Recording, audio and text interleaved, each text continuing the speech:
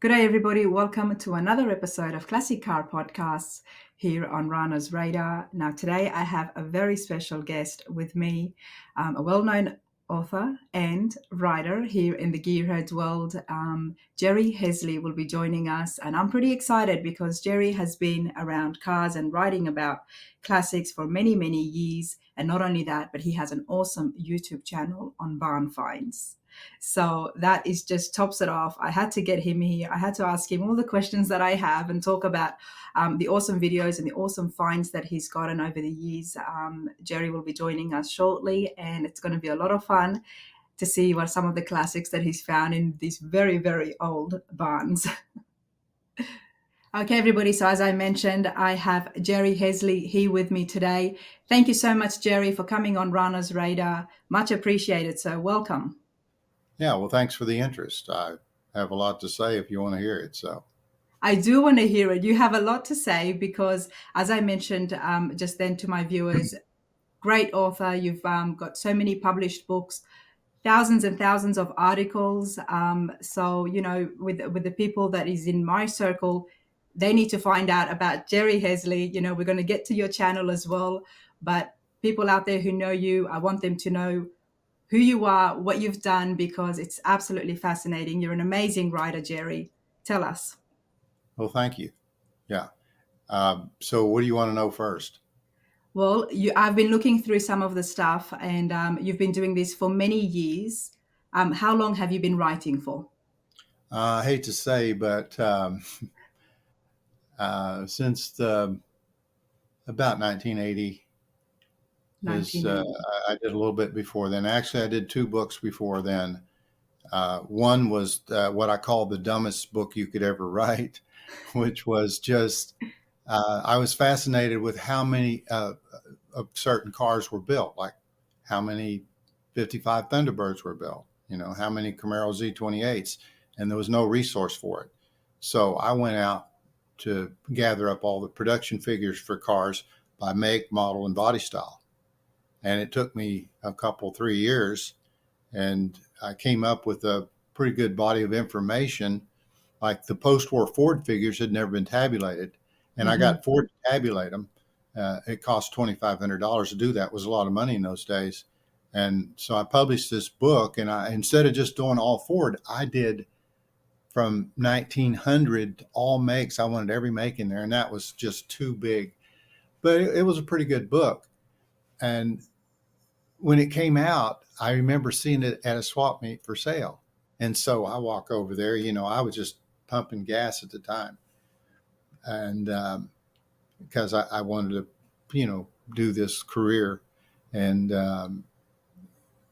the guy was selling the book. I said, he told me to put it down. I was looking through the book. He said, put it down unless you're going to buy it. I said, oh, okay. Well, I said, well, and I explained to him, I said, I wrote this book. And he said, so you wrote that book? He said, let me tell you something. That is the number one book here that everybody wants to see, Wow. but nobody wants to buy it. They just want to look up how many their car was built. And that's why he told me to put it down. And so I discovered that all along. Everybody wanted the book, but they didn't want to buy it. They just wanted to look up a number and put it back Hmm. down.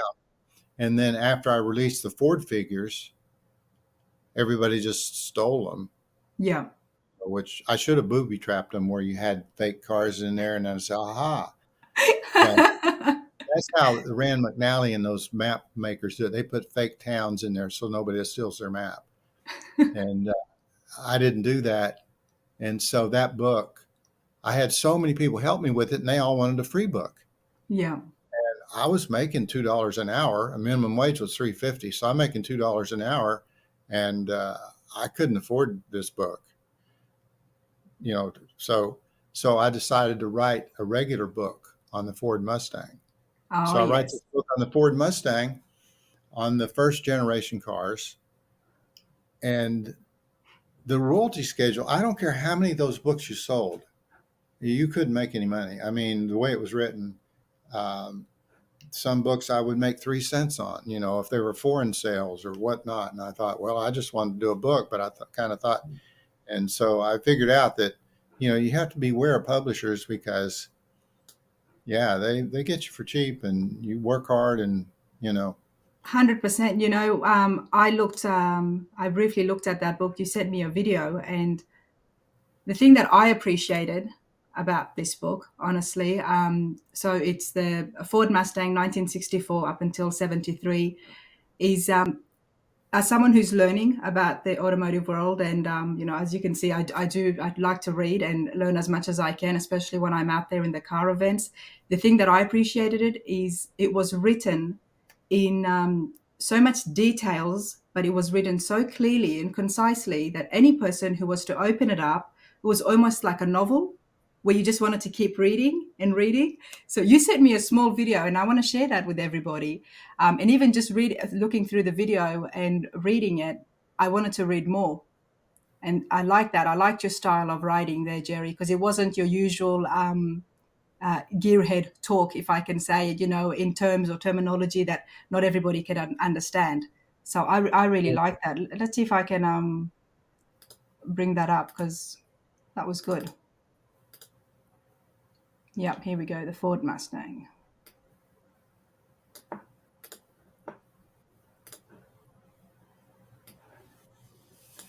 Well, while you're looking that up, I'll just tell you those books prepared me for a career in writing magazine articles. Because even though I didn't make any money out of them and I lost money, editors saw them, and I got to uh, write magazine articles. In Okay. fact, I have And, kind of a and funny story about that if you want to hear it, but go ahead. let's play this one, because you've written so many articles, so many fascinating articles. I had the chance to read a few of them, and definitely want to ask you about that. Okay. So everyone, this is the book Ford Mustang 64 to 73. And at first, when you look at it, it could look like one of the manuals, but it's an actual really nice novel, and it's brilliant. Well, I tried to make it very simple to understand. But, I don't recommend the book because I learned so much later about the Mustang and how it was uh, developed and how it was born. And I think I know more than, I won't say than anybody about it, but uh, I interviewed in the 1980s everybody I could find that helped develop the Mustang. Donald Peterson, who was the president of Ford at the time, and other designers. And I found out how that Mustang was really built, and how it came about. It was Mustang from the day one. It was never going to be anything but a Mustang. And I finally got a hold of this guy who told me, he says, "You want to know how that car was really built?" And I did a whole story on this in Mustang Monthly. He said a guy came in here one day and he said, "See this car?" And it was a Lincoln Continental Mark. Well, not a Lincoln. It was a Continental Mark II, a 56. And he said, "Just take that thing and shrink it down into a Mustang." And I had a lot of designers mad at me for printing that article. And I said, "Listen, this is what this guy was a designer. He told me this story. I'm just telling this story. It's not Yep. my words." And if you look at a Mark II Continental, it looks exactly like a Mustang, only bigger. It has the high mounted grille. It has the long hood, the short deck, the same, um, you know, um, rear quarters, the same. I mean, it just looks like a Mustang, only bigger. And when we put that in Mustang Monthly, it was a fascinating article, but people forgot it because all that press release information from Ford was different. And Hmm. that was just to justify the car for stockholders. Of course, of So course. I And that's fell one for of the that in things my that, book because that's what Ford told me. yeah, well, and that's one of the things that I like about you, Jerry, is you're very real. The stuff that you write, you're very true to yourself and true to what you hear, and that's what you present.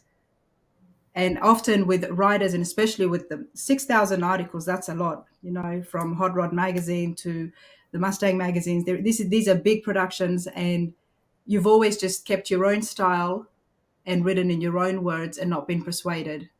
And that's something, sir.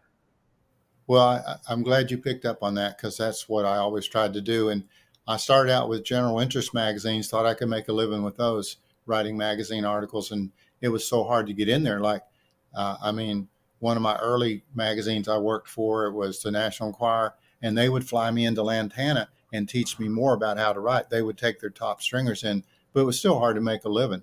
And then I got Mm. into the niche market of cars because I love cars. And then in the early 80s, the new cars were so low performance and so unpopular, and they wanted all these performance cars, that what happened was there would be a whole new magazine on Mustangs and on Camaros and on Chevys, hot muscle cars. And I got to write for them all because you didn't have to be in LA, you didn't have to be in New York or Detroit. The cars were scattered all over the country. And so I was writing at the height of my magazine career. I tried to get a magazine article out every day, and I was on 350 magazine articles a year. And Wow. people thought, well, that's just not possible. And I said, yeah, it is. I go to shows and I'll work for 15 different magazines when I went there. I had their list of what they wanted, and I shot those cars and I wrote features on them. I did how-tos, all that stuff. And then it finally kind of caved in 2019. It had been getting worse and worse through the years, as people got on the internet and wanted free content, didn't want to buy magazines anymore. Mm. They just wanted to Google stuff. And so And that eventually, your articles were so informative. They were so interesting. I mean, you wrote about one of the ones that caught my attention was the classic criteria, and something like that is so valid even up until today because people are always trying to find out how much is their car worth. mhm. Is their car a collectible? My car is, it's this old. Is it, how much money is it worth? And I really like that because, I mean, during my adventures at the car shows and the car events, interviewing different people and the classics that they have, I often see a lot of rare finds. But according to your criteria, and it makes sense as well. I've only come across one collectible, and that was the 1961 Corvette belonging to Christy Clayson, whom I met at back to the 50s. And she had the original Corvette, not only all the paperwork, but then, as like you mentioned in the article, what makes it a collectible as well is by getting those awards, the Bloomington Awards, the Top Flight Awards. And this car had gotten both of that just this year. So, and that kind of made me smile because I was reading the article and I said, hey, okay, that makes this a true collectible car. So an article like that would still be valid even up until today. So, yeah, I do Yeah. hope people get on top of finding your articles, and they can find it on the internet as well. On that attention, on that subject, something else that caught my attention is you wrote that a car can be rare, but not a collectible because it may not be desired. Yeah, it's all about desirability. I learned a lot of this from reading Old Cars Weekly, which was a newspaper type. And I learned a lot about the hobby. And I remember in the 70s, Old Cars would do stories on, I don't know if they called them barn finds, but where people found old cars. And we got to call them barn finds. But nobody had ever written barn finds on post-war cars. They were Hmm. just too new, too modern. And they were looking at pre-war cars, Duesenbergs and Cords and Auburns and, V16 Cadillacs. Well, I was the first one in the barn find space in the post-war years. And my first barn find, and I wanted to do a column on this, and none of the editors understood what I was talking about. They said, well, what if it's not found in the barn? I said, look, it's a generic term, Hmm. but they wouldn't do it. And I'll tell you the very first one, I was in Dallas, Texas for a Cobra meet, Shelby Cobra meet, and a guy brought in from Mexico on a trailer 5R002, which was the Jerry Titus Shelby race car. And Wow. it was the most historic Shelby Mustang of all time. And people were crowded around it. Even though there was no engine in it, there was just a block in there or something. I took pictures of it, and right away I called my editor, which meant a long distance call, and no cell phones then. And Tom Corcoran, and he said, "Oh, yeah, we'll take a feature on that when it's restored, not now." I said, "No, people are crowding around the car. This is a big deal. It'll be a big hit in the magazine." And he said, "No." And I asked other people, and I said, let's do this. And finally, you see this picture here. This is the first post-war rare find, barn find. I wanted to call them barn finds. My column finally was rare finds. This is the first one. We went to Mexico, and you'll see this is me in the picture with that red hat on. That's Michael Lightbourne on the passenger side of the car, that Boss 429. And it was in Juarez, and a lady was using it as a doghouse in her backyard. So the only way I got to do this, the editor of this magazine was Pete Pester. That's Popular Hot Rodding. And I wanted to do this story because I was in El Paso doing a story for Popular Hot Rodding with MSD. I do these how-tos. I have a degree in physics and math, so I'm real good with technical articles. And I was down there doing a story, and I called Pete. I said, "Pete, while I'm here, I want to do these barn finds, and we're going to go to Juarez, and we're going to go around El Paso and show you all these barn finds." And he said no, he wouldn't do it. And I finally talked him into it. He was a young guy, and I could, he finally said, "I'll go ahead and do it." And then it was such a hit. He called me up after the thing came out, and he said, we're getting all kinds of calls. People love this article. And so I finally got a column going in Hot Rod's Mustang book. That's a different publisher. This was Argus. And it was an instant hit.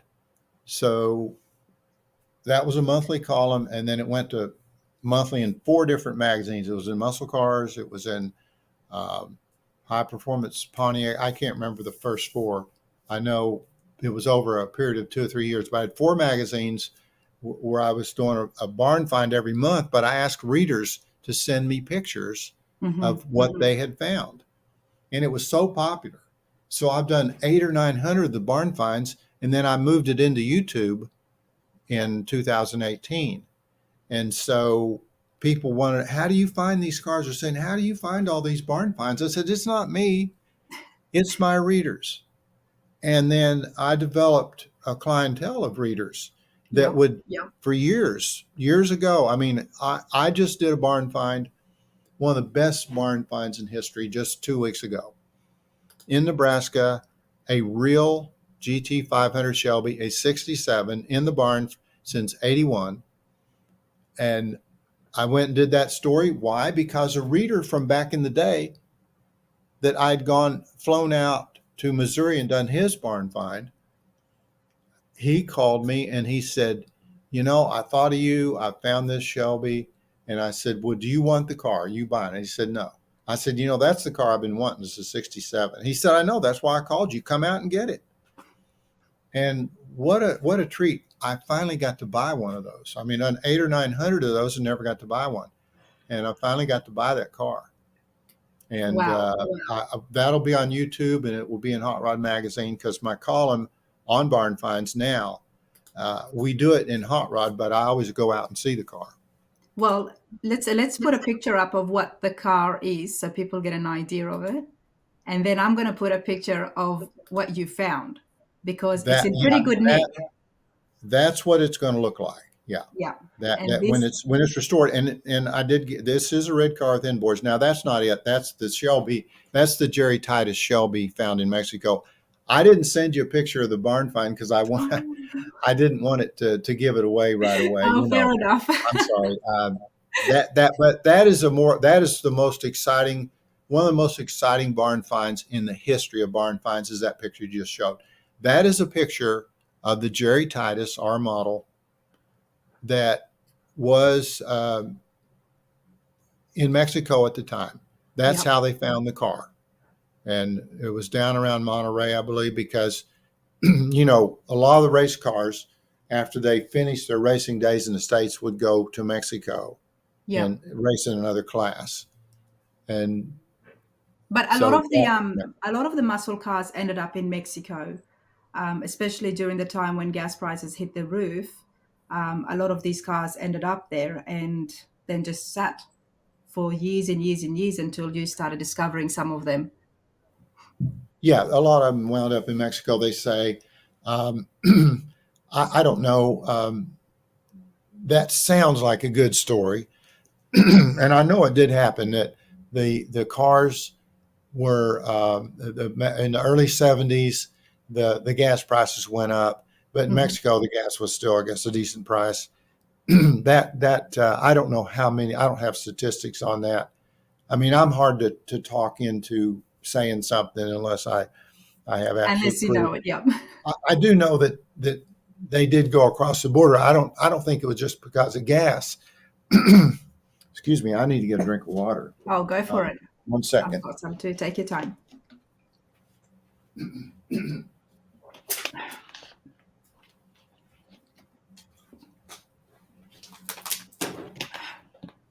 Let me just start over. You know, the muscle cars that went to Mexico. I think that the older cars were just going there because they were cheaper for Mhm. quite a while. Um, but yeah, a lot of collectible cars were in Mexico because they were exciting performance cars, and that's what the people wanted. I Mhm. think that's what it was. But yeah, a lot of them have been pulled out of Mexico. But and I've done stories about finding and getting cars in Mexico, and it's you know, you can see them on my channel or Your in channel park. is great. Everybody, Jerry Heasley is what the channel is under, and it's about barn finds. That's what caught my attention because I've been watching it and I love it. I mean, let me tell you about some of the ones that I really liked. Let's see. So one of them was the 67 Yanko Camaro that was found. And the thing that I liked about this story is the owner, John Weaver. It took him like 9 years of persuasion to get this car restored, and he used to race in it. And it's a great car. I mean, it was in absolutely immaculate condition, honestly, for being in a barn and for being kept for so many years. But the thing that I liked about it, and that's similar to what you'll notice on my channel, is the story behind that car and why this man did not want to restore it or give it away and sell it for so many years is because his father had helped him get that car. So you know he got it when he was 19 years old, and I think it was about 2 3 years after that his dad passed away, and that car was so significant to him that he could not bear to see it get restored or touched or sold. So it just sat there in the barn for that many decades, and it's an awesome story. I encourage everybody to look at that video on the 67 Yanko Camaro because not only are all the original parts there, but the paperwork down to the written note from the dealer guy, the dealership, the man who sold the car had given him a thank you note as well, and he had just kept everything. And I love it. I love stories like that. That's why I'm enjoying your channel so much, is because you really find out all those details and information of what the car means, what that classic car means to the owner. That was Yeah, one well, of my favorites. it gives me a chance to combine, you know, finding a car with the history of it. I mean, I call that the last unfettered muscle car. And when I say the last, I mean the last actual car because Yenko would take and modify these cars, but they were sold. The reason they're considered factory stock is the dealer did the modifications and they were invoiced as legal. In other words, is completely part of Chevrolet's, uh, you know, build. Uh, After that, when you would modify a car, you know, we had all these emission standards come into play, and if you modified a car, sure, it was not legal, and Chevrolet could not. You could not invoice it that way. It would be classified as a modified. The Yencos that had 427s put in them instead of the 396, all the upgrades.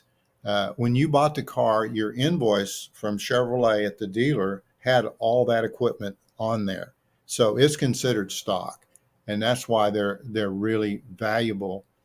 And in '67 was really the last year where you got a car and it was unfettered by smog. It might have had a PCV valve or something, but it didn't have those air pumps, and where you couldn't sell one legally to the public that way. But the '67 was that way, and with the Camaro outside California, and this car actually was ordered in '68 and a half. It was the last one there. This gentleman and his son came into the dealership there, Yenko dealership in Canonsburg, Pennsylvania, and there was one on the back lot that they'd already taken parts of off of for other things like the hood and so forth. And so Don Yenko, here we have the story. So, well, you can get this as a '67. It is a '67, and it hadn't been sold yet. They didn't necessarily sell all the '67s until '68. Yeah. Sometimes they were left over. So this guy orders this, and it's all invoiced every which way. And it was a real expensive car because he got so many options. And so he didn't drive it much because he drag raced it a little bit, and it was finally just put in his garage, and he wanted to paint it red. It was a blue car And with a he red did, didn't interior. he? He painted it red as soon as he got it. Yeah, and he wanted to paint it red. And he looks back, he said, "Oh, that was so stupid." But that's what teenagers do, you know? But it was a rust-free car sitting there, and he wasn't going to sell it. But Doug Perry, who's a really loves Yenko Camaros and these early first generation Camaros, he spent 9 years getting to know this guy, going by there, talking to him, and finally, the owner decided, yeah, okay. Finally, John decided, yeah, we can. I'm going to let you have it, and he sold it to him. I didn't, get pry into the price. They didn't want to get into the price, but it was a lot of money. It was into six figures. I know that, and so, and there you see. If you want to see it in the garage, Let's see if we can share a little clip of this. you'll see it in the garage, and I'm glad they took this picture. Unfortunately, they didn't call me before they disturbed the scene, but I went ahead and ran it because we did a lot of history. We took the car to Canonsburg, back to the old dealership. We took it to the drag strip where he raced it. We interviewed the original owner, but it's unfortunate. I always tell people, I said, please do not disturb the scene. And here it is going on in the trailer. Now, there's John, there's Doug Perry. What we did was we took it around to all the various places and showed it. And that's Doug. He's a very serious collector. And there's the car in John's garage. We did get that picture, okay? But I urge people, because I will do the history of your car. I will forever, uh, label what it is like as your car. You might have bought it new, and you do need to sell it. Maybe you can't afford to restore it, or it's time to sell. And but you'll get credit as the owner. Yes. Okay, that's what I'm trying to do. Yes. And that is so good because these cars mean a lot to people. It's whether it's like I've said, whether it's a time where they got it from their parents, or they remember, they've got significant memories. So I'm so glad that you do that, and that's evident in your videos. And especially when Doug says at the end, when they're putting it on the trailer, he tells John, he goes, "This is your car." He's like, "This is your car." Just so you're aware, and I really like that. I mean, speaking of this video, when I was watching it, especially when there's John there, when he sat down in the car after it had been restored, I got teary, and it was such a moment because he was drag racing when he was 19. the when he sat in the car, you could just see on his face just how happy he was. You could tell he was just getting back to the time when he was 19 years old, And and here's, that's did you see? priceless. I just want you to notice that was the restorer, and there we were driving down the little town in Pennsylvania. This is about Americana. If you don't let me get these pictures, okay, you lose so much. Yeah. If I can be there as the car's uncovered, it establishes the provenance, where it's just not like a used car. This car's been sitting. It shows that these people love this car, that it was so hard to part with. But there does come time to sell sometimes. Sometimes it's to save the car. Sometimes it's an expensive restoration. The car's historic. Somebody's going to get it. Uh, this guy that restored it, that bought it, he's good friends with the owner. He flies the owner to shows Wow. because he's like a part of the original equipment. He's the guy that can explain about the car.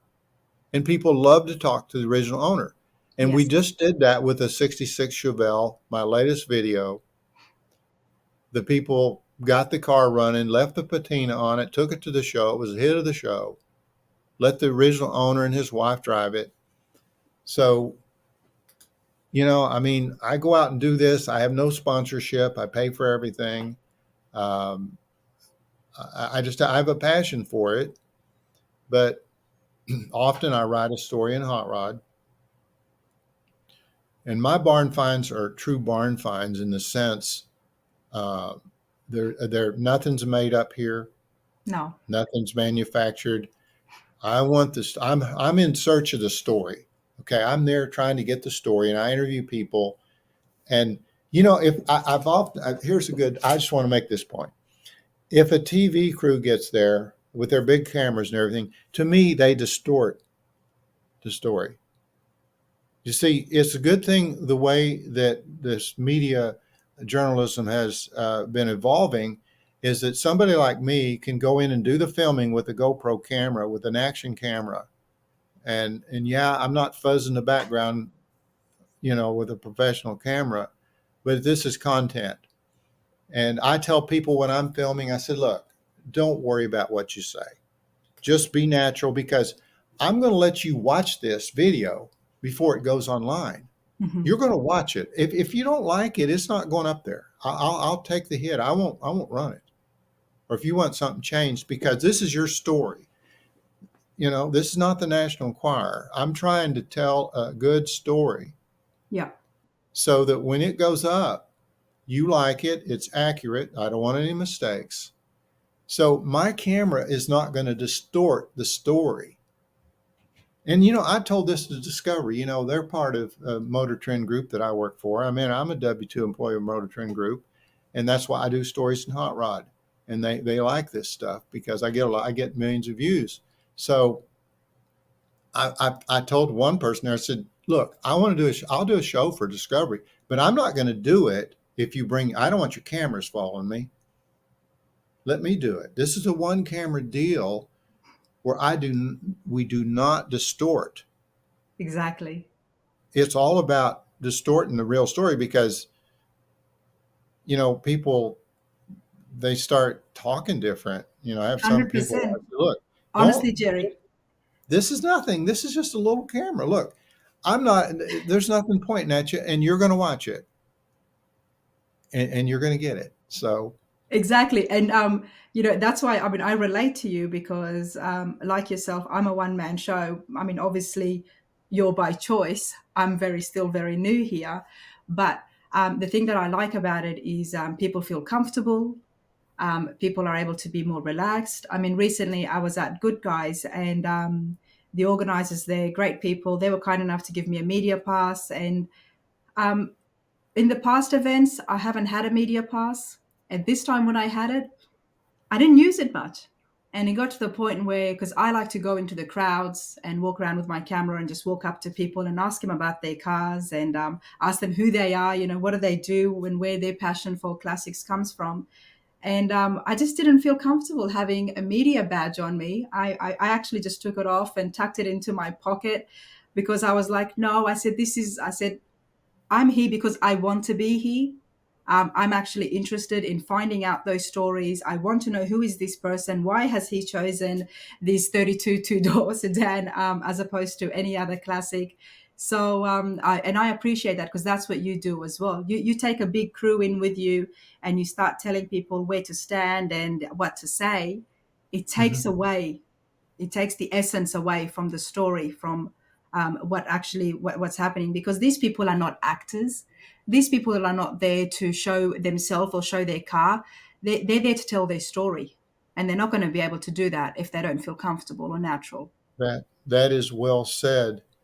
That's absolutely the way it is. And but you know who does become my crew? And I don't know if you've experienced this before.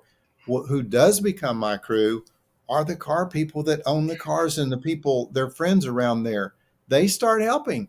I mean, I had that when I did features for magazines for years. Yeah. I would go into Carlisle, wherever the show, and editors would pick out cars for me to photograph and to write about.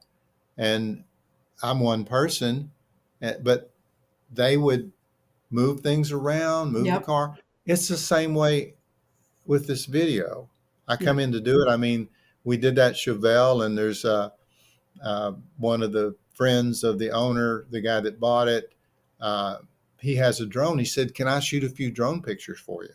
I go, "Yeah, sure." So if you look at the Chevelle, he took a picture of going through the top of a barn with his drone. And I said, I like that. So I put Yeah. that in there, and then they like seeing it. And it's just Because so they feel that fun. comfortable with you, Jerry. Because they feel that comfortable with you, they're able to do that. They're talking to you like a mate, and I've had that happen too. I mean, I've actually had people hold my camera and be the cameraman if I'm getting inside their car, because I'm just there Yeah. by myself. They're like, "Do you want to sit inside it?" I'm like, "Yes, I would love to. Can you just hold this for me?"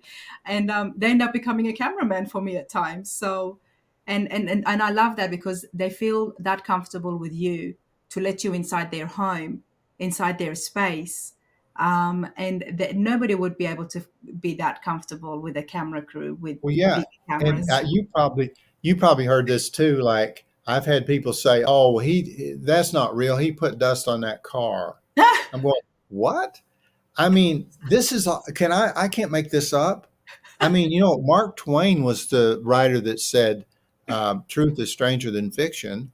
I mean, I can't make this stuff up. Yeah. I'm looking for a story. Yeah, I like a little, at the start, I like a little conflict or a hook or that we resolve, that makes it interesting. Every movie has at the start a little Yeah. hook to it. Hey, what's going to happen? And that's what I'm looking for when I go in. I mean, did you see the Mach 1 we did the recently? I mean, it was a 70 model, been in the barn, and to get it out, there were so many tractors and things in there, they had to take the side of the barn down, Wow. to get it out. So I just urge people, look, I'll come in and do the story, but I don't want you to alter, distort the scene. Leave it the way it is. We'll come in, Yeah. and you have no worries, because uh, or if you found a car, let me go along. I'm not going to try and buy your car. I've never done that. All I do is come in and not distort the story, and get the story. And the 67 Shelby we did in the barn that went to 15 million views, the owner says, I take it to a show, everybody knows it, that they mobbed the car. Yeah. And he did kind of what I wanted to see done. He didn't completely restore it. He left some of the dents and dings, and where it tells a story. Like there's one ding there where people tried to break in the car back in '69 or something. And so I said, boy, if you leave that, you can tell that trim piece where the dent is, you Yeah. can say, yeah, back in '69 somebody tried to break in the car. I It love gives that. the car I character. absolutely love that. So it's a new thing. I like to forge new things that people don't know about. I mean, that's something that people have started doing. And so many of the magazines I worked for, it was just different. It got to be a formula that they Hmm. wanted this, and that. And I would come up with new things like, back in 87, I photographed an undercarriage of a car. And I remember I asked my editor, I said, we're going to photograph the undercarriage of this car for a store. Oh, no, we don't want that. Nobody wants to see the underside of a car. I said, restorers do, because they're getting into that now. Yeah, But they want to and see no, exactly how I'm much not going rust to. is They said involved. I'm not going to run that. I went. He said you're wasting your film if you shoot that. Well, I went ahead and shot it. They put it in the magazine after they got said, "Oh, I didn't know it was so colorful under here." It sold out all the back issues. Yeah. So it made the magazine probably tens of thousands of dollars. There's a lot of back issues, but it sold out the back issues. I didn't even get my expenses to go there. You know what I mean? But I wanted to do it, and then after a while, I mean, I made money in the long term, but it's a tough go, with the freelancing. Oh, I could 100%. complain about that, and I have people, I don't want to do that, but that's one of my faults is I complain too much. Okay, I'm trying to correct the world, and it's not going to line up. Okay, No, I'm you done. stay true to yourself, Jerry, Yeah. honestly. So, I'm a freelancer myself, and, I've been following and covering the American car events now for 7 months. Loving every bit of it because I love the atmosphere, the culture, and like yourself, I like seeing the stories that come out from this. That's where it draws me the most, just to find out why people have those cars. And I cover all my expenses at the moment, so it's going well, but it's if you enjoy something, and that's why with yourself there would have been so many opportunities for you to change the way you do things. You're getting told left, right, and center, do it this way, this is not good, or do it this way. But I love the fact that you kept to yourself throughout the magazines, and now YouTube has given you a platform where you can film exactly the way you want to film, get the shots that you want, and bring out those stories for yourself.